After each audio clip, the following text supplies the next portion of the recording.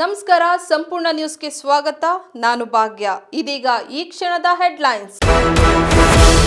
Diesel ದರ ಬೆಲೆ ಏರಿಕೆ ಬೆನ್ನಲ್ಲೇ ಪ್ರಯಾಣಿಕರಿಗೆ ಬರೆ. ಖಾಸಗಿ ಬಸ್ ಟಿಕೆಟ್ ದರ ಹೆಚ್ಚಳಕ್ಕೆ ನಿರ್ಧಾರ. ಜನಸಾಮಾನ್ಯರಿಗೆ ಬೆಲೆ ಏರಿಕೆ ಬಿಸಿ.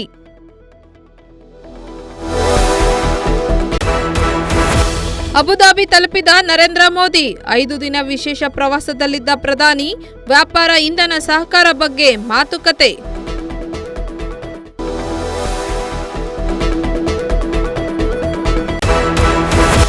ಸುಪ್ರೀಂ ಕೋರ್ಟ್ನಿಂದ ಡೆವಿಲ್ಗೆ ಬಿಗ್ ಶಾಕ್. ಆರೋಪಿ ದರ್ಶನ್ಗೆ 1 ವರ್ಷ ಜೈಲೇ ಗತಿ.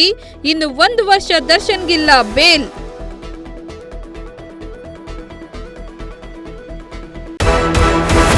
ನರೇಂದ್ರ ಮೋದಿ ಅಧಿಕಾರಕ್ಕೆ ಬಂದ ಮೇಲೆ ಬೆಲೆ ಏರಿಕೆ. ರೈತರು, ಬಡವರು, ಕಾರ್ಮಿಕರ ಮೇಲೆ ಪರಿಣಾಮ. ಮೋದಿಗೆ ಬೆಲೆ ಏರಿಕೆ ಮಾಡೋದು ಅಗತ್ಯ ಇರಲಿಲ್ಲ ಎಂದ ಸಿದ್ದು.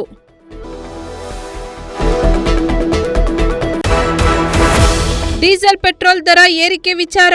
ಚಿನ್ನ, ಬೆಳ್ಳಿ ಮಿತ ಬಳಕೆ ಅದನ್ನು ಮೋದಿನೇ ಹೇಳಬೇಕು. ಬೆಂಗಳೂರಿನಲ್ಲಿ ಸಚಿವ ಸಂತೋಷ್ ಲಾಡ್ ಹೇಳಿಕೆ.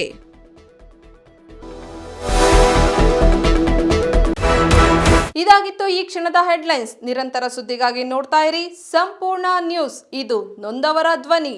ಸಂಪೂರ್ಣ ನ್ಯೂಸ್, ಇದು ನೊಂದವರ ಧ್ವನಿ.